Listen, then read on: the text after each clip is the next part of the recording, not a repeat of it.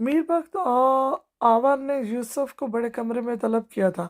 यूसुफ फौरन उनके हुक्म की बजा आवरी के लिए उनके कमरे में हाजिर हुआ। दरवाजे पर दस्तक देकर जब वो कमरे में दाखिल हुआ तो सामने बड़े सोफे पर मीर बख्त आवर करफू से बरजबान थे, मुंह में सिगार दबाए। उनसे कुछ फासले पर दूसरे सोफे पर सैफ बख्त आवर बैठा था, लबों पर अस्तिया मुस्कुराहट लिए। अस्सलाम वालेकुम।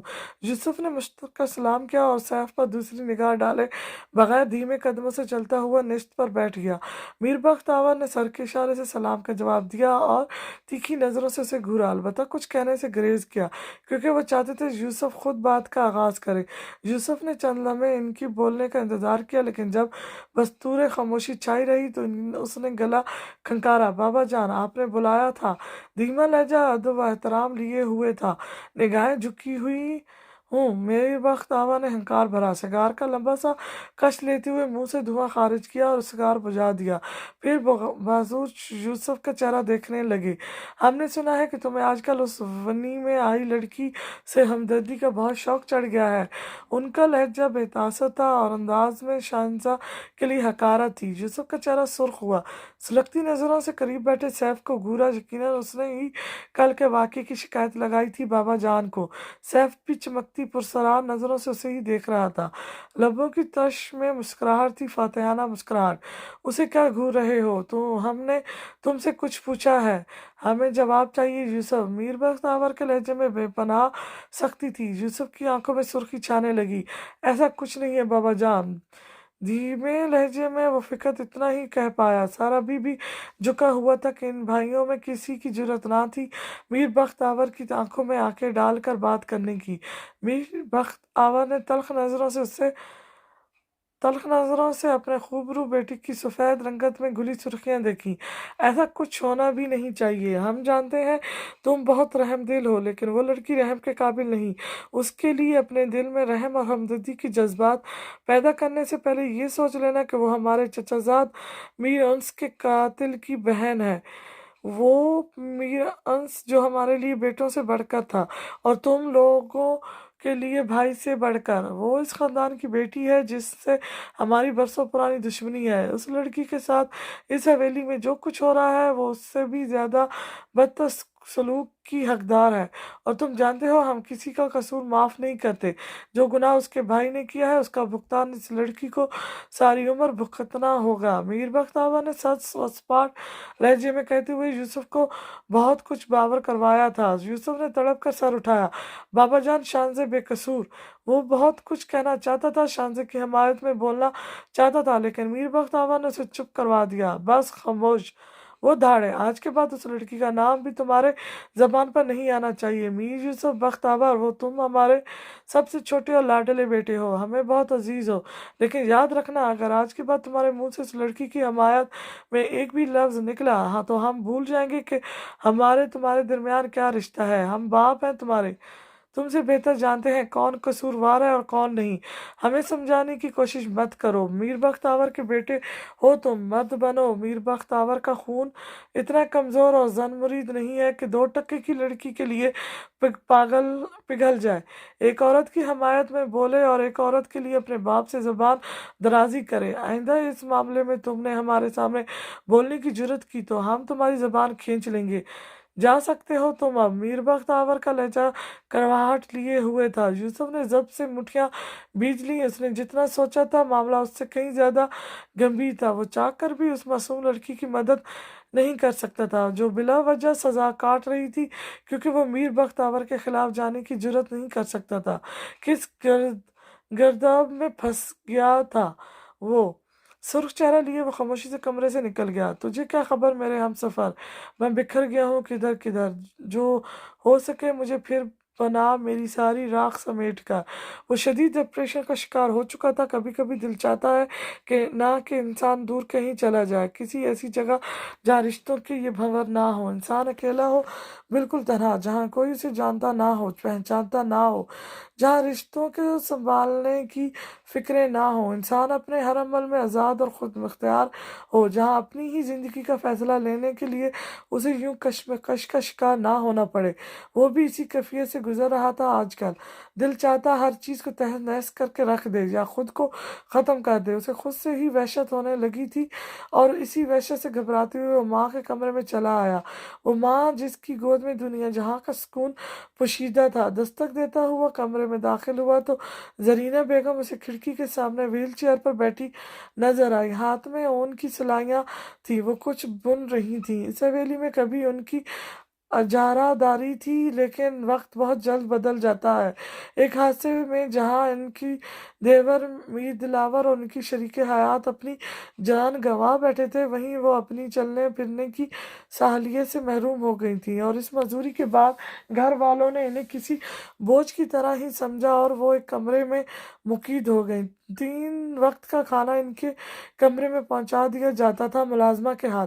हवेली से बस उनका इतना सा तलक रह गया था। शौहर और बेटों की शक्ल देखने इन्हें महीने गुजर जाते। बेटों की मर्जी होती तो चंद मिनट आकर इनके पास बैठ जाते, वरना वो अकेली अपने कमरे में होती, तन्हा शब व रोज बसर करती। एक यूसुफ था जो कभी शहर से गाँव आता तो इनके साथ वक्त गुजारता, इनके दिल की बातें सुनता, अपनी बातें शेयर करता, इन्हें हंसाता। लेकिन आज उसकी चाल से ही वो जान गई थी कि इनका बेटा परेशान है। ब्लैक कुर्ता शलवार में उसका वजूद मजहमल सा लग रहा था। वो धीरे धीरे कदम उठाता इन तक आया, उनके कदमों के करीब बैठकर बिना एक भी लफ्ज कहे खामोशी से सर उनकी गोद में रख लिया। जरीना बेगम ने अपने खूबरू बेटे को देखा। मजबूत कदो कदामत का मालिक आज जाने क्यों टूटा सा हुआ सा लग रहा था। उन्होंने ऊन की सिलाइयां एक तरफ रखी और नरमी से यूसुफ के बालों में हाथ चलाने लगी। यूसुफ ने आंखें बंद की और माँ की उंगलियों के लम्स से अपनी रगो पे में सुकून तो महसूस किया। यूं लग रहा था सारी तशनगी, सारी बेचैनी खत्म होती जा रही है। वो जो कई रातों से सो नहीं सका था, जिसके दिन स्तराब के आलम में गुजरते थे, और वो एकदम पुरसुकून हो गया था। जिंदगी में मैंने जो चाहा वो पाया है माँ, जिस चीज़ की भी ख्वाहिश की वो हासिल कर ली। कभी कोई कमी, कोई तशकीनी महसूस नहीं हुई। लेकिन आपका ये बेटा अपनी ज़िंदगी की सबसे बड़ी बाजी हार गया। वो लड़का जिसे सब किस्मत का सिकंदर कहते हैं, कोई नहीं जानता कि वो कितना बदकिस्मत है। वो सब कुछ होते हुए भी तह दामन है। ना मुरादी इसका मुकद्दर ठहरी माँ। भराई आवाज में वो कह रहा था कि एक माँ ही थी जिसके सामने वो अपने दिल की हालत बयान कर सकता था, उनसे अपने जज्बात कह सकता था। जिंदगी में बहुत सी लड़कियां आई, खूबसूरत से खूबसूरत तरी, लेकिन कोई इस दिल को नहीं भाई। मुझे लगता था कि किसी लड़की में इतनी काबिलियत नहीं थी कि वो मुझ जैसे इंसान को तस्खीर कर सके, लेकिन फिर वो आई मेरी जिंदगी में। वो जो पहली नज़र में ही बेधड़क बिना इजाज़त लिए मेरे दिल की मस्तन पर बरजबान हो गई। वो दिन, इसका यूनिवर्सिटी में पहला दिन, मैं कभी नहीं भूल सकता। मुझे नहीं खबर कब कैसे मैं उसकी मोहब्बत में मुतलबा हुआ, लेकिन जो उसके लिए महसूस किया वो किसी और के लिए कभी नहीं किया। उसे देखती ही मुझे उससे इश्क हो चला था और मैं सरशार था, बहुत खुश। वही तो थी जिसने मेरी जिंदगी में रंग भर दिए। उसने मुझे जिंदगी के मतलब समझाए। जिंदगी एकदम बेतहाशा खूबसूरत लगने लगी थी। उसके हवाले से अभी तो ख्वाब सजाने शुरू किए थे मैंने, अभी तो मैं खुश होना सीख रहा था, लेकिन मेरे ख्वाबों की, मेरे ख्वाहिशों की उम्र बहुत कम निकली माँ। मुझे उस हकीकत ने तोड़ कर रख दिया कि वो सारी दुनिया में एक वाहिद लड़की जिसे पाने की तमन्ना मेरे दिल ने की, वो मीर अब्दुल रहमान की बेटी है। उस खानदान की इज्जत जिनके खून के प्यासे हैं मेरे घर वाले, जिनसे बरसों पुरानी दुश्मनी है हमारी, और उस दुश्मनी की बुनियाद भी मोहब्बत ही थी। बरसों पहले जिन लोगों ने दो जानों को मोहब्बत करने के जुर्म में फांसी पर लटका दिया, वो आज मेरी मोहब्बत को कैसे कबूल करते। और फिर बाबा जान मीर बख्तावा, जिनके लिए इनका शिमला हर चीज़ से बढ़कर है, अपनी औलाद से भी बढ़कर, वो कभी इस ख़ानदान के सामने अपनी बेटी की खुशियों की खातिर हाथ नहीं फैलाते, चाहे सवाल इनके बेटी की ज़िंदगी और मौत का ही क्यों ना हो। अगर मैं इनसे अपने दिल की बात, अपने जज्बात बयान करता तो इन्हें एक और मौका मिल जाता मीर अब्दुल रहमान के ख़ानदान को जलील व रुस्वा करने का। बाबा जान इस मसले को भी पंचायत में घसीटते, जहाँ मीर अब्दुल रहमान और उस मासूम लड़की की इज्जत की धज्जियाँ اڑائی جاتی، اسے بدنام کیا جاتا، اور میں یہ سب نہیں چاہتا تھا۔ مجھے اپنی محبت سے زیادہ اس کی عزت عزیز تھی۔ میں کیسے یہ برداشت کرتا کہ وہ لڑکی جو اتنی پاکیزہ ہے کہ اسے نظر بھر کر دیکھنا بھی گناہ لگتا ہے، اس پر ہی، اس کی پاک بازی پر، اس کے کردار پر انگلیاں اٹھائی جاتی۔ میں بزدل نہیں تھا ماں، لیکن اس کی خاطر، اس کی عزت کی خاطر کمزور پڑ گیا۔ اس کی تو کوئی غلطی نہ تھی، محبت تو مجھے ہوئی تھی اس سے، یک طرفہ محبت۔ اسے کیوں سزا ملتی؟ وہ تو شاید ابھی تک اس بات سے بے خبر ہے کہ کوئی اس سے کی خاطر کرب اور اذیت کی انتہاؤں کو چھو آیا ہے۔ اس کا اور میرا ملنا ناممکن تھا، قطعی ناممکن۔ اس لیے میں نے اسے پانے کی تمنا چھوڑ دی، اسے حاصل کرنے کی تمنا دل سے ختم کر دی، اسے سینے میں کھلنے والی محبت کی نوخیز کلی کو جڑ سے اکھاڑ پھینکا، خود اپنی ہی ہاتھوں اپنی آنکھوں سے سب خوابوں کو نوچ ڈالا، اس کے سامنے آنا چھوڑ دیا کہ کہیں میری آنکھوں سے میری جذبات اس پر آشکار نہ ہو جائیں۔ اس کے لیے میں ہمیشہ اجنبی بن کر رہا، وہ جو میری روح تک میں شامل ہو چکی تھی۔ یہ طے کر لیا میں نے کہ اس سے محبت چھوڑ دینا میرے اختیار میں نہیں، لیکن اسے پانے کی خواہش کبھی اپنے دل میں ابھرنے نہیں دوں گا۔ میری محبت کی منزل لا حاصل تھی تو کیا ہوا، اس کے لیے میرے عشق کی شدت میں کبھی کوئی کمی نہیں آئے گی۔ اس کی خاطر میں نے اسے چھوڑ دیا، اپنے روتے بلکتے اذیت سے تڑپتے وجود کو بہت مشکل سے سمجھایا کہ وہ میرے لیے نہیں بنی، خود کو سنبھال لیا تھا، یہ سوچ کر کہ ضروری نہیں جو چیز آپ کو اچھی لگے وہ آپ کے لیے ہی بنی ہو، اور پھر وہ تو کسی اور کی امانت تھی، کسی اور سے منسوب تھی۔ میں بے بس ہو گیا، ساری دنیا کو چھوڑ کر مجھے ایسی لڑکی سے محبت ہونی تھی کیا ضروری تھا کہ میں اس کی محبت میں اتنا پاگل ہو جاتا کہ اسے دیکھے بغیر سانس لینا بھی دشوار ہونے لگتا۔ کاش وہ میر عبد الرحمن کی بیٹی نہ ہوتی، یا کاش وہ یوں ونی کے طور پر ہمارے گھر میرے نکاح میں نہ آتی۔ قسمت نے کیسا عجیب کھیل کھیلا ہے میرے ساتھ، کہاں لا کھڑا کیا ہے مجھے کہ میرا شمار نہ زندوں میں رہا ہے نہ مردوں میں۔ وہ چند پل رکا، خبر ہی نہ ہوئی کہ کب آنسو اس کا چہرہ بھگونے لگے۔ وہ اونچا لمبا مضبوط قد کاٹ کا مالک نوجوان ماں کی گود میں سر رکھے سسک رہا تھا، اپنے دل میں موجود درد کو آنسوؤں کے ذریعے نکال رہا تھا۔ کیسا محسوس ہوتا ہے جب آپ کسی سے بے تحاشا محبت کریں، جس کے لیے آپ کے دل میں احترام ہی احترام ہو، اسے وقت یہ ظالم وقت ایک ایسے روم میں، ایسے حالات میں لا کھڑا کرے جس کا آپ نے کبھی تصور بھی نہ کیا ہو۔ مجھے لگا کسی نے میرے سینے سے روح کھینچ لی ہے، میرا کلیجہ نوچ لیا ہے جب یہ خبر ہوئی کہ شانزے کو میرے نکاح میں دیا جا رہا ہے، اور وہ بھی ونی کے طور پر۔ یوں محسوس ہوا کسی نے میرے جسم کو ہزاروں ٹکڑوں میں تبدیل کر دیا ہو۔ اس دن میں ٹوٹ کر کرچیوں میں بٹ گیا تھا، اور کوئی سمیٹنے والا نہ تھا۔ اگر میں نے اسے بھلانے کا فیصلہ کر ہی لیا تھا تو کیا ضروری تھا کہ قسمت اسے پھر میرے سامنے لا کھڑا کرتی۔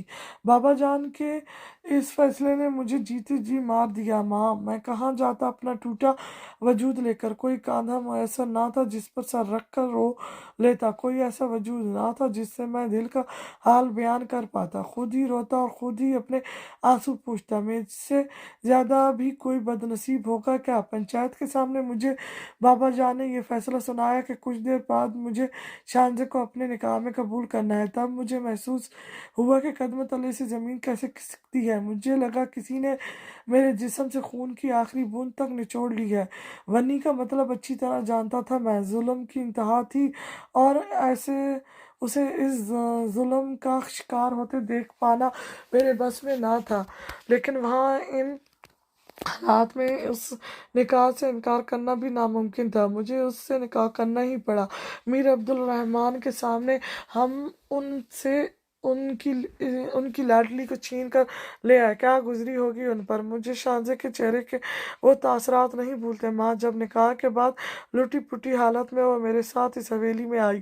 یوں بھی رخصتی ہوتی ہے کیا بیٹیوں کی؟ وہ لمحات میرے ذہن میں محور نہیں ہوتے جب ان کا ہاتھ میرے ہاتھ میں تھا، لیکن وہ پتھر ہوئی آنکھوں سے گردن موڑے اپنی باپ اور بھائی کو دیکھ رہی تھی۔ دل خون کے آنسو رویا تھا اس وقت اس کی یہ حالت دیکھ کر۔ ایسا تو نہیں چاہا تھا میں نے، پھر رب نے میری قسمت میں یہ فیصلہ کیوں لکھا؟ اس سے بہتر تھا وہ مجھے نہ ملتی، دل کو صبر آ جاتا، لیکن اب یہ دل کیسے سنبھلے؟ اسے پا کر بھی میں اسے پا نہیں سکا، میری ہو کر بھی وہ میرے لیے لا حاصل رہی، جس پر میرا کوئی حق نہیں۔ میں نامراد ٹھہرا ماں، نامراد ٹھہرا میں۔ وہ ہچکیوں سے رو رہا تھا اور زرینہ بیگم ماں تھی، وہ اس کی تڑپ کر رہ گئی، وہ اس کی تکلیف پر۔ لوگ کہتے ہیں مرد کو رونا زیب نہیں دیتا، کوئی یہ کیوں نہیں سوچتا کہ مرد بھی آخر انسان ہوتا ہے، اس کے سینے میں بھی دل دھڑکتا ہے، اس کی بھی کچھ جذبات ہوتے ہیں، وہ کتنا ضبط کرے، کتنی برداشت کا مظاہرہ کرے۔ مجھے لگتا ہے میرا دل پھٹ جائے گا اس کی حالت سے۔ اس پر ظلم ہونے والے ظالم سے نظریں چرا کر شہر جاتا ہوں تو وہاں ایک پل سکون نہیں ملتا، بے چین اور مضطرب ہوتا واپس پلٹ آتا ہوں تو اس کا زخمی وجود، اس کے چہرے کے زخم، اس کا صبر مجھے سونے نہیں دیتا۔ میں کیا کروں ماں، ایسا کیا کروں کہ اس کی تکلیف ختم ہو جائے، کیونکہ جب تک اسے اس اذیت سے رہائی نہیں ملتی تب تک میں بھی پرسکون نہیں ہو سکتا۔ کیوں بنائی گئی ہے ایسی رسمیں جو زندہ انسانوں کو کھا جاتی ہیں، جیتے جی مار دیتی ہیں؟ دعا کرو ماں کہ مجھے موت آ جائے۔ اسے یوں دیکھ کر روز روز مرنے سے بہتر ہے کہ ایک ہی بات اذیت سہ لوں۔ اس کے لہجے میں اتنا کرب تھا کہ سننے والے کا کلیجہ چیر دیتا۔ زرینہ بیگم کانپ اٹھی تھی اپنے لخت جگر کی اذیت جان کر۔ بہت سے لمحات یوں ہی گزر گئے، چپکے سے دبے پاؤں رونے سے اس کے دل کا غبار کچھ کم ہوا تو وہ خود بخود پرسکون ہوتا چلا گیا۔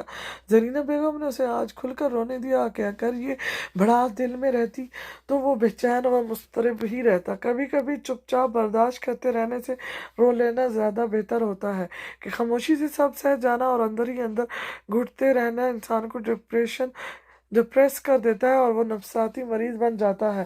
کچھ دیر بعد جب وہ رو کر اپنا غم ہلکا کر چکا تو زرینہ بیگم نے نرمی سے اپنی گود سے اس کا سر اٹھایا، محبت سے اس کے آنسو پوچھے اور اس کے مردانہ وجاہت سے بھرپور چہرے کو اپنے کمزور ہاتھوں کے پیالے میں لیا۔ یوسف نے ہلکی نیم آنکھوں سے ماں کے شفقت بھرے چہرے کو دیکھا جس پر جھریاں واضح تھی۔ آج تمہیں ایک پتے کی بات بتاؤں یوسف، اگر تم میری اس بات کو سمجھ گئے تو یقین کرو تم زندگی کے ہر میدان میں فتح پاؤ گے، ہمیشہ کامیابی اور فلاح تمہارا مقدر ٹھہرے گی۔ وہ نرم نگاہوں سے یوسف کو دیکھ رہی تھی۔ یوسف نے ایک ٹریس کی سی کیفیت میں ثابت میں سر ہلایا۔ اپنے رب سے یہ شکوے شکایتیں اور گلہ کرنا بند کر دو۔ یہ یقین رکھو کہ اس دنیا میں اس مالک کی مرضی کے خلاف ایک پتہ بھی نہیں ہل سکتا۔ زندگی تمہیں کتنی مشکل راہ پر لا کھڑا کرے، اپنے ذہن میں صرف ایک بات بٹھا لو کہ وہ رب جو تم سے 70 ماؤں سے زیادہ محبت کرتا ہے وہ تمہیں اس مشکل میں نہیں رہنے دے گا۔ ہر مشکل کے بعد آسانی ہے، اور اگر اس نے مشکل میں مطلبہ کیا ہے تو وہی تمہیں اس سے آزاد بھی کرے گا۔ اس کے ہر کام میں کوئی نہ کوئی مسلط ہوتی ہے۔ ہم پر کوئی مصیبت آتی ہے تو اس میں بھی کہیں نہ کہیں ہماری بھلائی ہوتی ہے جو ہم نہیں جانتے لیکن اوپر والا جانتا ہے۔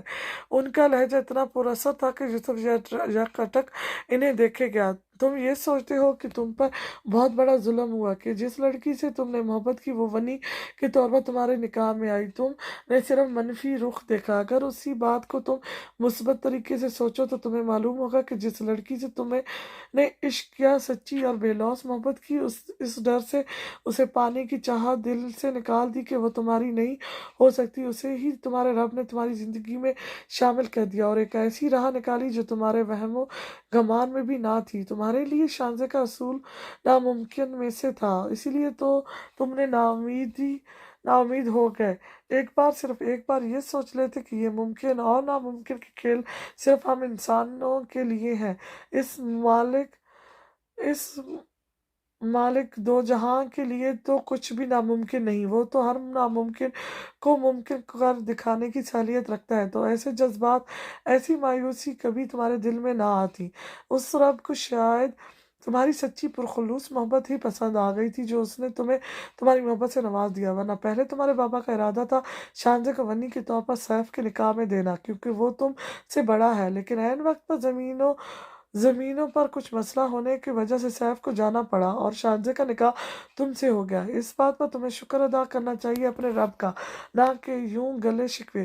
زرینہ بیگم نے ہلکی مسکراہٹ لی، اس کی خوبرو چہرے کو دیکھا اور ایک ہاتھ سے اس کے بال سنوارے۔ یوسف تو جیسے کسی اور ہی جان میں پہنچا ہوا تھا۔ پچھلے کچھ عرصے میں جہاں اس نے ناامیدی کو اپنے دل میں جگہ دی تھی، وہیں اسے اللہ سے بہت سی شکایتیں رہنے لگی تھی۔ اس نے اللہ پاک سے دعا مانگنا چھوڑ دیا تھا۔ اب بھی وہ 5 وقت اس رب کی پکار پر لبیک کہتا تھا، لیکن نماز کی ادائیگی کے بعد بغیر دعا مانگے ہی اٹھ جاتا کہ جب دل ہی خالی ہو چکا تھا ہر چیز سے تو کیا مانگتا دعا میں۔ لیکن آج اسے خبر ہوئی تھی کہ اس کے رب نے تو بن مانگے ہی اس کی سب سے بڑی خوشی کو اس کا نصیب کر دیا تھا، اور وہ ناشکری کرتا رہا، اب تک خود کو اپنی قسمت کو کوستا رہا۔ لیکن آج ماں کی باتوں نے احساس دلایا کہ دنیا میں اس سے بڑھ کر کوئی خوش نصیب نہیں۔ بے شک ہم یاس کے عالم میں اس رب کو بھول جاتے ہیں، لیکن وہ ہماری طرف سے ایک پل کو بھی غافل نہیں ہوتا۔ اس دنیا کی بھیڑ میں بھی ہر وقت ہر قدم پر ہمارے ساتھ ہوتا ہے۔ وہ ایک دم شرمندہ ہوا، دل میں پچھتاوے سر اٹھانے لگے۔ اپنے رب کا شکر ادا کیا کرو یوسف، کہ وہ ہمیں ہمارے اعمال دیکھ کر عطا نہیں کرتا، اپنی رحمت اپنی محبت دیکھ کر نوازتا ہے۔ کہ اب ہمیں ہمارے اعمال دیکھ کر دیا جاتا تو سوچو آج ہمارے پاس کچھ بھی نہ ہوتا۔ کچھ بھی نہیں، ہر حال میں اس کا شکریہ ادا کرنا سیکھو۔ کہتے ہیں نا، ماں سب سے بڑی استاد ہوتی ہے۔ وہ باتیں جو ڈگری ہولڈر استاد نہیں سکھا سکتے، کبھی کبھی وہ سب باتیں ایک ان پڑھ ماں سکھا دیتی ہے، کیونکہ ماں کے لہجے کی تاثیر ہی الگ ہے۔ وہ بھی آج اپنی ماں سے سب سیکھ رہا تھا۔ لیکن ماں، مجھے سمجھ نہیں آتی کہ میں کیا کروں، کیا کرنا چاہیے مجھے ان حالات میں۔ مجھے لگتا ہے جیسے میری سوچنے سمجھنے کی صلاحیت مفلوج ہو کر رہ گئی ہے۔ مجھے وہ بے قصور لگتی ہے۔ ماں جس کا قصور ہے اسے سزا ملنی چاہیے۔ میر ہاشم نے قتل کیا ہے تو پھر اس سے بدلہ لیتے دوسروں کو کیوں اذیت دی جاتی ہے؟ میں ایسا کیا کروں کہ اسے نجات مل جائے اس سب سے؟ وہ الجھن زد سا تھا۔ آج اپنی ماں کے سامنے تمام گرہیں پیش کرتا جا رہا تھا تاکہ ماں ان گرہوں کو سلجھانے میں اس کی مدد کرے۔ زرینہ بیگم مسکرا دی اس کے انداز پر۔ میں جانتی ہوں بیٹا بے گناہ ہے، اس کے تو چہرے سے ہی اس کی معصومیت چھلکتی ہے۔ وہ اس 1 سال میں 3 بار آئی ہے میرے کمرے میں کھانا دینے، اور 3 بار میں جان گئی ہوں کہ وہ بہت معصوم ہے، بنا کسی قصور کے سزا کاٹ رہی ہے۔ مجھے کبھی کبھی خوف محسوس ہوتا ہے اس کے صبر سے، اور سچ کہوں تو مجھے لگتا ہے کہ اس کا بھائی میر ہاشم بھی بے قصور ہے، کیونکہ عبدالرحمن کے خاندان کو میں اچھی طرح جانتی ہوں۔ وہ بہت سلجھے ہوئے شریف لوگ ہیں۔ کچھ تو ایسا ہے جو ابھی تک ہماری نظروں سے اوجھل ہے۔ سچائی کیا ہے یہ تو رب ہی جانتا ہے، لیکن جتنا میر عبدالرحمن اور ان کے بیٹوں کے بارے میں سنا ہے، اس سے مجھے نہیں لگتا کہ میر ہاشم سے یہ قتل ہوا ہے۔ اگر اس سے یہ سب ہوا ہوتا تو وہ اس بات کو قبول کر لیتا۔ لڑائی جھگڑے میں کبھی بھی ان کی طرف سے پہل نہیں ہوئی۔ جب بھی کوئی جھگڑا ہوا ہمیشہ قصور تمہارے دادا کا اور تمہارے بابا کا ہی ہوتا۔ انہیں عادت ہو چلی ہے سب کو اپنے سامنے جھکا ہوا دیکھنے کی۔ زمینی خدا بن بیٹھے ہیں یہ لوگ، چاہتے ہیں کہ سب ان سے دب کر رہیں، ارد گرد کے سب علاقوں پر ان کی دھاک ہو بس۔ لیکن میر عبدالرحمن کا خاندان کسی کے سامنے نہیں جھکتا، کسی سے ڈرتا نہیں، اور یہی بات ہمارے اس خاندان سے برداشت نہیں ہوتی، تبھی ان کی مخالفت کرتے ہیں۔ غرور و تکبر کوٹ کوٹ کر بھرا ہے ان میں، ان کی سرش جانتی ہوں میں، لیکن کبھی ان کے خلاف بولنے کی جرات نہیں کر سکی۔ ایک عورت ہوں، اور عورت کو یہ لوگ پیر کے پیر کی جوتی سمجھتے ہیں۔ یوسف خاموش تھا، بالکل خاموش، کہ آج اسے بولنے سے زیادہ سننا اچھا لگ رہا تھا۔ اور رہی بات شانزے کو، تو اس اذیت سے نجات دلانے کی، دیکھو میرے بچے، زندگی کوئی پکی پکائی کھیر نہیں ہے جو پلیٹ میں سجا کر آپ کے سامنے پیش کر دی جائے گی۔ زندگی میں مصائب اور تکلیفیں کو سامنا کرنے کے لیے ہمت لازمی ہے۔ اللہ نے اسے تمہیں سونپا، تمہارے نکاح میں دیا۔ نکاح کا مطلب جانتے ہو؟ جب ایک عورت جب ایک مرد کسی عورت کو اپنی بیوی، اپنی شریک حیات کے طور پر قبول کرتا ہے تو در حقیقت وہ اللہ تعالیٰ سے یہ وعدہ کر رہا ہوتا ہے کہ چاہے جو حالات ہوں وہ اس کی حفاظت کرے گا، اس کی عزت، اس کی جان و مال کی، اس ہر چیز کی۔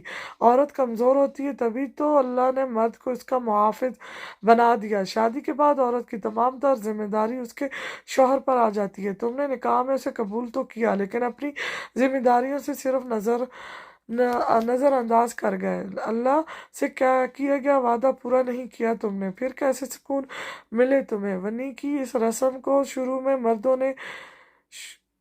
بھی مردوں نے کیا، اس پر عمل کرنے والے بھی مرد ہیں جو عورتوں کو اس کی بھیٹ چڑھاتے ہیں۔ اب اس کو ختم بھی مرد ہی کر سکتے ہیں، اور کیا ہی بہتر ہو کہ اسے ختم کرنے کے لیے پہلا قدم تم اٹھاؤ۔ دنیا کو یہ دکھاؤ کہ عورت کوئی بھیڑ بکری نہیں جس کی زندگی کو یوں ان گھٹیا رسموں پر قربان کر دیا جائے۔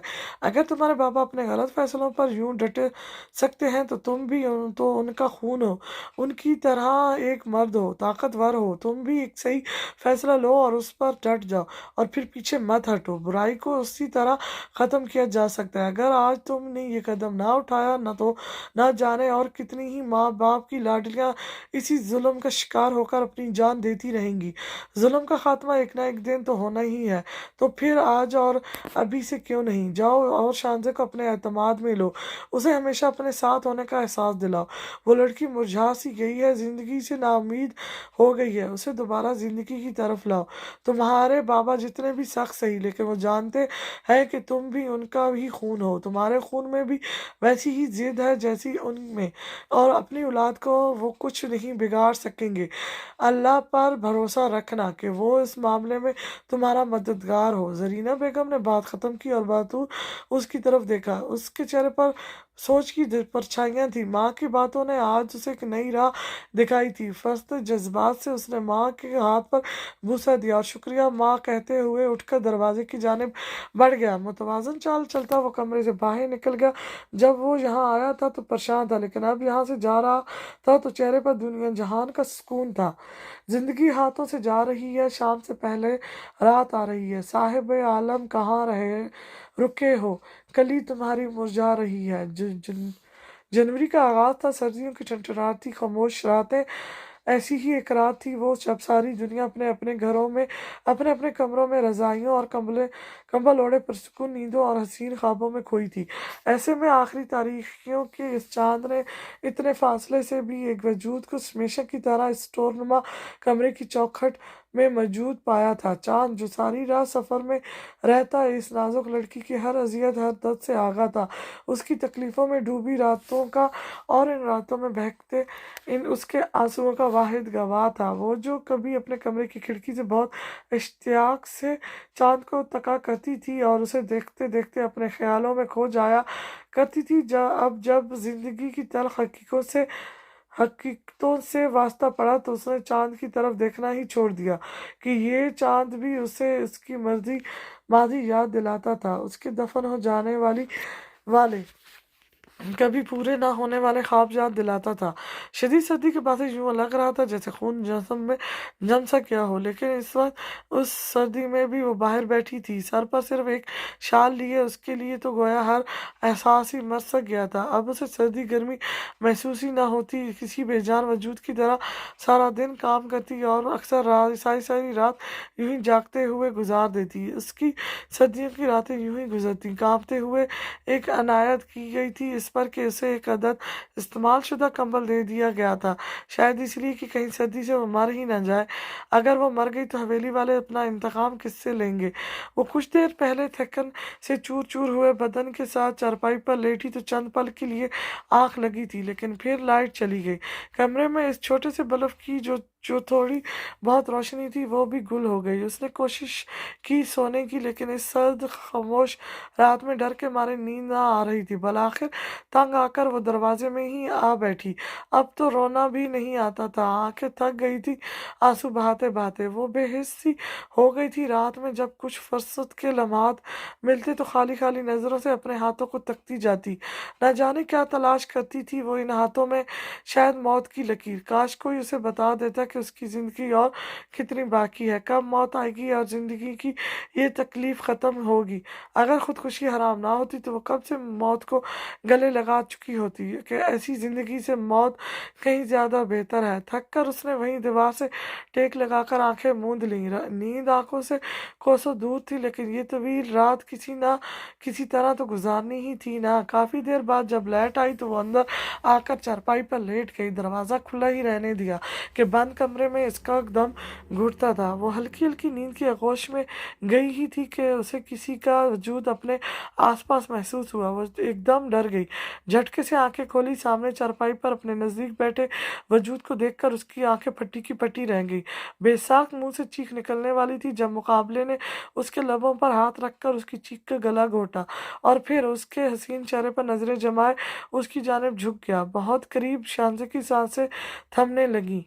शांति का सांस थमने लगा। उसने दोनों हाथों से अपने मुंह पर मौजूद उस मर्दाना हाथ को हटाने की कोशिश की, लेकिन बेसुध। सामने बैठा वजूद उसके लबों पर हाथ रखे उसकी तरफ झुका, करीब, बहुत करीब। उसके कान में फंकार सी सुनाई दी, बहुत अक्कड़ है ना तुम में, लो आज बच कर दिखाओ मुझसे।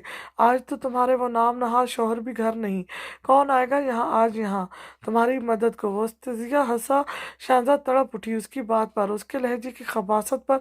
खुद को छुड़वाने की कोशिश नाकाम हुई थी। अपनी बेबसी पर वो दो आंसू पलकों से टूटकर उसके बालों में जज्ब हुए। उस मर्दाना वजूद ने तंजिया निगाहों से उसके सुर्ख होते चेहरे पर उभरती तकलीफ के आसार देखे तो धीरे से उसके लबों से हाथ हटाया। हाथ हटते ही उसका सांस बहाल हुआ तो वो खांसने लगी। तेजी से चारपाई से उठी थी जब उसका दुपट्टा चारपाई के किनारे अटके वजूद के हाथ में आया था। दुपट्टा शांति के गले में था। खींचने के बाद उसके गले पर खराश डाल गया। वो लखड़ा कर फिर चारपाई पर गिरी। उसकी जान निकलने लगी आने वाले वक्त को सोच कर। उसने हिम्मत की और दोबारा उठने लगी, लेकिन उस वजूद ने अपने हाथ से उसके दोनों अतराफ चारपाई पर जमा कर उसकी कोशिश को नाकाम बना दिया। सैफ प्लीज, रोते हुए वो इतना ही कह सकी। ना मेरी जान, रोते नहीं, तुम्हारे रोने से ये दिल और ज्यादा बेईमान होने लगता है, सैफ ने कहते हुए उसके आंसू साफ किए। शहजाद छटर सी गई उसके लम्स से। बेख्तियार उसका हाथ झटका। सैफ हंसा उसके अंदाज पर। उसके मुंह से शराब की बदबू आ रही थी। शांजे ने मुंह फेर लिया उसकी जानिब से। सैफ तैश में आया था उसके मुंह फेरने पर। वहशियाना अंदाज में उसके चेहरे को थोड़ी से पकड़कर ऊंच अपनी जानिब किया और थप्पड़ रसीद किया। शांजा कढ़ाई थी एकदम, आंसू में रवानी आने लगी। छोड़ो मुझे, हिचकियों के दरमियान उसने कहा और जोर लगाकर उसके हाथों से निकलना चाहा।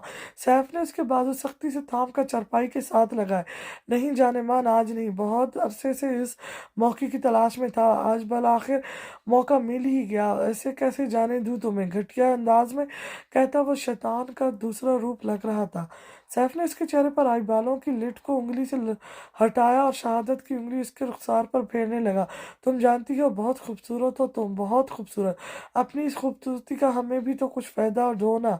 तुम्हें जब पहली बार देखा तब ही मेरा दिल बेईमान हुआ था। खूबसूरत लड़कियां मेरी कमजोरी हैं। एक रात की ही तो बात है, कंप्रोमाइज कर लेती मेरे साथ, ऐश करती तुम, लेकिन नहीं, पारसा बनने का बहुत शौक है ना तुम्हें। जब घी सीधी उंगली से नहीं निकलता तो उंगली टेढ़ी करनी ही पड़ती है। बहुत मेहनत से एक प्लान बनाया था और जैसा सोचा वैसा ही हुआ सब कुछ, पर हाय रे किस्मत, ऐन वक्त पर मुझे जाना पड़ गया और तुम यूसुफ के नाम कर दिया गया। जिस दिन से तुम्हारा उससे निकाह हुआ है तब से जल रहा हूँ मैं ला हासिल की आग में अपनी हार पर। लेकिन आज आज इस दिल को सुकून मिलेगा, बहुत सुकून। जब तुम्हारा दामन दागदार होगा मेरा बदला पूरा हो जाएगा। सीधी तरह मान जाओ मेरी बात सैफ, यूसुफ से तो तुम्हें कुछ नहीं मिलेगा क्योंकि वो तुम्हें कभी अपनाएगा नहीं, इसलिए मुझसे समझौता कर लो। जवेली में तुम्हारी जिंदगी पुरसुकून हो जाएगी, तुम भी खुश, मैं भी खुश। वो बहुत आराम से, बहुत पुरसुकून अंदाज में से समझा रहा था, गोया दो दोस्त बातें कर रहे हो एक दूसरे से। शाहनजा को लगा किसी ने उसके कानों में पिघला हुआ शीशा ढाल दिया हो। करब से आंखें मूंदते हुए वो अपने रब के सामने फरियाद करना हुई थी, अपने रब से शिकवा कर रहा था इन मुजालिमों का। या अल्लाह, आप देख रहे हैं ना मुझ पर आपकी ही मखलूक के किए जाने वाले जुल्म, आप गवाह آپ گواہ ہیں نا میری تکلیفوں کے، میرے صبر کے، اور کتنا صبر اللہ، اور کتنا صبر۔ بے بسی سے روتی وہ دل میں اپنے رب سے مخاطب تھی، تبھی اس کے ذہن میں ایک آواز گونجی تھی، ان اللہ میں صابرین، بے شک اللہ صبر کرنے والوں کے ساتھ ہے۔ وہ تسلی سی تھی، گویا کوئی دلاسا، امید کی، مدد کی امید جو اس میں ایک نئی روح پھونک گئی تھی۔ سیف اس کے چہرے پر جھکا تھا، تبھی نہ جانے کہاں سے اس میں اتنی ہمت آ گئی۔ اس نے دونوں ہاتھ سیف کے سینے پر رکھے، پورے زور سے اسے خود سے دور دھکیلا۔ سیف جو یہ سمجھ رہا تھا کہ وہ اپنی سی کوشش کر چکی ہے اور خود کو بے بس سمجھ کر اب کوئی مزاحمت نہیں کرے گی، ایک لمحے کو کچھ سمجھ نہیں نہ آیا، وہ اس جھٹکے کے لیے تیار نہیں تھا، تبھی چارپائی سے گرتے گرتے بچا، اور یہ ایک پل ہی کافی تھا شانزے کے لیے خود کو بچانے کے لیے۔ وہ تیزی سے اٹھ کر دروازے کی جانب بڑھی، اس بار دوپٹہ پکڑنے کا بھی ہوش نہ تھا، اس سے بس خود کو بچانا تھا کسی طرح۔ وہ دروازے تک پہنچنے ہی والی تھی، لیکن سیف اس سے زیادہ تیزی سے اس تک آیا، اس سے پہلے کہ وہ دروازے سے باہر جا کر شور مچا دیتی۔ اس کا بازو سیف کی گرفت میں آ چکا تھا، وہ ماہی بے آب کی ترمان تڑپتی سیف کے ہاتھوں پر دانتوں سے کاٹا بھی۔ سیف بلبلا اٹھا، لیکن اس کا ہاتھ نہیں چھوڑا، بازو سے کھینچ کر اسے دروازے سے اندر کھینچا اور دیوار سے لگا دیا۔ کھینچنے کے باعث کندھے سے تھوڑا نیچے سے شانزے کا بازو پھٹ گیا۔ سیف نے وحشت کے عالم میں اسے بالوں سے پکڑا اور ایک ہاتھ سے اس کی گردن دبانے لگا۔ سالی، مجھ سے مقابلہ کرنے چلی ہے تو جانتی نہیں ہے میری طاقت کو، اپنا مقصد تو میں حاصل کر کے رہوں گا، لیکن اب تجھے زندہ بھی نہیں چھوڑوں گا۔ بڑی آگ ہے نا تیرے اندر، بڑی تڑپ ہے نا، آج ساری تڑپ ختم ہو جائے گی، آج تیری زندگی کا باب کلوز ہی سمجھ۔ کہتے ہوئے وہ شانزے کے چہرے پر جھکا، اس کے لبوں نے شانزے کو رخسار کو چھوا تھا۔ شانزے کے حواس کام کرنا چھوڑ گئے، مزاحمت کرنا بھی چھوڑ دیا، سختی سے آنکھیں میچے سائڈز کی نگاہوں کے سامنے اس کی نگاہوں کے سامنے اپنے ماں باپ اور بھائیوں کے چہرے گھومے۔ خدایا کبھی کسی کو بیٹی عطا نہ کرنا، دل میں کہتے ہوئے اس نے اپنے مر جانے کی دعا مانگی۔ اذیت کی ہر حد پار کر گئی، دیکھو نا بابا، تمہاری کانچ کی گڑیا آج مر گئی۔ شانزی کی روح فنا ہونے لگی، آنکھوں کے سامنے اندھیرا چھا رہا تھا، اتنی ہمت بھی نہ رہی تھی کہ اب کہ وہ اس شیطان کو روک سکے۔ روتے ہوئے اس نے رب کو پکارا تھا، اور دکھی دل سے نکلتی آواز تو عرش ہلا دیتی ہے۔ جب اس رب نے وعدہ کیا ہے کہ وہ صبر کرنے والوں کے ساتھ ہے، تو اب کیوں نہ اس کی مدد کرتا، کیوں نہ اسے اس کے صبر کا پھل عطا کرتا۔ دروازے پر کھٹکا سا ہوا تھا، جیسے کوئی تیزی سے اندر داخل ہوا ہو۔ سیف آہٹ پر پلٹا تھا اور پھر شٹت رہ گیا۔ شانزے کے کندھے پر دھرا اس کا ہاتھ فوراً ہٹا۔ شانزے نے جھٹکے سے آنکھیں کھولی، سامنے کھڑے وجود کو دیکھ کر اس کی جان میں جان آئی۔ سامنے میر یوسف بختیار کھڑا تھا، ہکا بکا، حیران، پریشان، فکر۔ چند لمحے لگے تھے اسے صورتحال کو سمجھنے میں، اور پھر اس کی آنکھوں میں خون اترا تھا۔ شدید تیش کے عالم میں اس نے سیف کو گریباں پکڑا۔ تمہاری ہمت کیسی ہوئی میری بیوی کو ہاتھ لگانے کی؟ وہ دھاڑا، ساتھ ہی پیر اس کے منہ پر گھوسے مارے۔ سیف اس سب کے لیے تیار نہیں تھا، لڑکھڑاتا ہوا پیچھے کو ہوا۔ شانزے دیوار سے لگی منہ پر ہاتھ رکھے آنسوؤں سے بھیگے چہرے کے ساتھ سن سی یوسف کو دیکھ رہی تھی، جو غصے میں پاگل ہوئے جا رہا تھا۔ یوسف میری بات، سیف نے کچھ کہنا چاہا، جب یوسف نے زوردار مکہ اس کے منہ پر رسید کیا۔ بس بند کرو اپنی بکواس، غصے سے کہتا وہ سیف کو گھسیٹتے وہ باہر لے کر آیا، اسے دھکا دیا تو وہ نیچے جا گرا۔ یوسف اسے پیٹ رہا تھا، گھوسوں لعنتیں رسید کرتا، یہ دیکھے بغیر کہ اسے کہاں کہاں لگ رہی تھی۔ شانزے بے جان ہوتے قدموں سے باہر آئی اور یوسف کا بازو تھام کر اسے روکا۔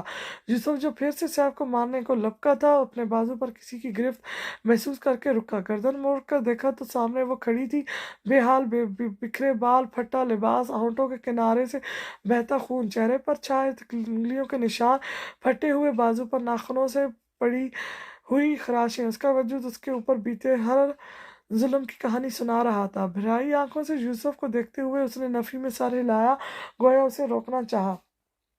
یوسف کا دل چاہا یا تو خود مر جائے یا سامنے نیچے پڑے وجود کو ختم کر ڈالے، جس نے اس کی محبت، اس کی عزت کا یہ حال کر دیا تھا۔ ضبط کرتے ہوئے اس نے بالوں میں ہاتھ چلا کر خود کو نارمل کرنا چاہا، پھر ایک نظر شانزے کے وجود پر ڈالی، اپنی لیدر کی جیکٹ اتار کر اس کے کندھے پر ڈالی، پھر اندر کمرے کی جانب بڑھا، وہاں سے اس کا دوپٹہ لا کر اس کے سر پر اڑایا۔ تب تک گھر کے سبھی افراد بھی شور کی آواز سن کر وہاں جمع ہو چکے تھے۔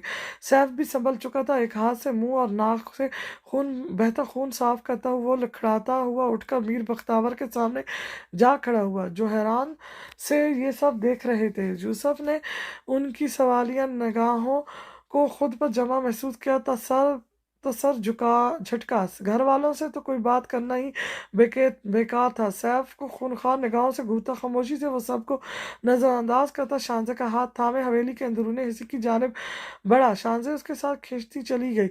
रुको। इन दोनों ने चंद कदम का ही फासला तय किया था जब मीर बख्तावर की आवाज पर यूसुफ के कदम थमे। वो रुका जरूर था लेकिन मुड़ा नहीं। शांजे के हाथ पर गिरफ्त और मजबूत हुई। मीर बख्तावर चुपती हुई निगाहों से उसकी पुश्त को देख रहे थे, जिसके हर अंदाज से बगावत झलकती थी। ये सब क्या तमाशा था? रात के 3 बजे ऐसी क्या आफत आ गई कि तुम दोनों यूं गुत्थम गुत्था हो रहे थे? और तुम शहर से कब वापस आए? मीर बख्तावर के लहजे में सख्ती थी। शर्मसार निगाहों से वो यूसुफ के हाथ में मौजूद शांजे के हाथ को देख रहे थे। यूसुफ ने सख्ती से आंखें बंद की। वो चाह रहा था कि उसे बाबा से बहस ना ही करनी पड़े, लेकिन अब बोलना नागजीर हो गया था। वो मुड़ा और कदम कदम चलता उनके सामने आ रुका। कुछ देर पहले ही आया हूँ वापस। यहाँ के मकीनों ने तो यही समझ लिया था कि मैं शहर में हूँ तो उनका जो दिल चाहे वो करेंगे, लेकिन सबकी हिफाजत करने वाला ऊपर बैठा है, इसीलिए उसी ने भेजा है मुझे। और हमारी गुत्थम गुत्था होने की वजह आप करीब खड़े बेटे से भी पूछ लें, वो ज्यादा बेहतर बता सकेगा आपको। आज पहली बार उसने अपने बाप की आंखों में आंखें डालकर बात की थी। मीर बख्तावर को झटका सा लगा था उसके इस अंदाज पर। उससे पहले कि वो कुछ कहते, सैफ के दिमाग में शैतानी आइडिया आया। बाबा, मुझे नींद नहीं आ रही थी, बेचैनी सी हो रही थी, तो मैं लॉन में चला आया। तभी यहाँ स्टोर रूम से कुछ आवाजें सुनाई दी। मैं हैरान होता इस तरफ आया तो देखा यूसुफ भी यहीं मौजूद है और उस शांजे के साथ दस्तजाजी की कोशिश कर रहा है। मैंने उसे रोकना चाहा तो कहने लगा कि वो बीवी है उसकी, उसका जो दिल चाहे करे। मैंने उसे समझाना चाहा कि वनी में आई लड़कियों को बीवी का दर्जा नहीं दिया जाता, और ये कि मैं बाबा जान को बताऊंगा, तो इसने मुझे पर हाथ उठाया और मार मार कर ये हाल कर दिया। सैफ लम्हों में पैंतरा बदल कर यूसुफ को बाप की नज़रों में बुरा बना गया था। यूसुफ की बर्दाश्त की हद खत्म होने लगी उसकी बकवास सुनकर। किस कदर घटिया बंदा था ये, और उससे भी घटिया सोच थी उसकी। सैफ चमकती निगाहों से उसे देख रहा था। तो मैं जान ले लूंगा तुम्हारी। यूसुफ बतैश के आलम में उसकी जाने बढ़ा। तभी मीर बख्तावर इन दोनों के दरमियान आए। अजहर और अतर जो खामोश तमाशाई बने खड़े थे, वो भी आगे बढ़े और यूसुफ को रोका। अगर तुम्हें इतनी ही जरूरत महसूस हो रही थी बीवी की, तो हमें कह दिया होता। मीर यूसुफ, लड़कियों की कमी नहीं है तुम्हें जो ऐसी उसे बीवी की हैसियत देने चले थे। कहो तो अभी के अभी तुम्हारा निकाह पढ़वा सकते हैं, जिससे कहो तुम। लेकिन वनी में आई ये लड़की इस घर में की बहू कभी नहीं बनेगी, ये बात याद रखना। मीर बख्तावर घर्राए थे। यूसुफ की मुठ्ठियां भींच गईं। आज उसके अपने ही भाई ने उसके किरदार की धज्जियां उड़ाकर सब घर वालों की नजरों में गिरा दिया था। आप भूल रहे हैं बाबा कि वनी में आई इस लड़की का निकाह हुआ है मुझसे, और 1 साल कबल खुद अपनी मर्जी से उसका मुझसे निकाह करवा कर उसे अपनी बहू बना चुके हैं आप। और रही बात बीवी की जरूरत की, तो ये लड़की है मेरी बीवी और मुझे किसी और की जरूरत नहीं है। निकाह किया है इससे मैंने, आप सबकी मर्जी से, भगा कर नहीं लाया, और उसे बीवी का दर्जा देने के लिए मुझे आप लोगों की इजाज़त की ज़रूरत नहीं है। यूसुफ आज पहली बार शांजे के हक में यूं निडर होकर मीर बख्तावर के सामने बोला था और बहुत कुछ जता गया था। मीर बख्तावर की ज़बान को गोया ताला लग गया था। यूसुफ का ये रूप देखकर, उनके चेहरे के बदलते रंगों को एक नज़र देखकर यूसुफ ने नफरत से भरी निगाह सैफ पर डाली। मुड़कर दोबारा शांजे का हाथ थामा और उसे लिए हुए अपने कमरे में आ गया।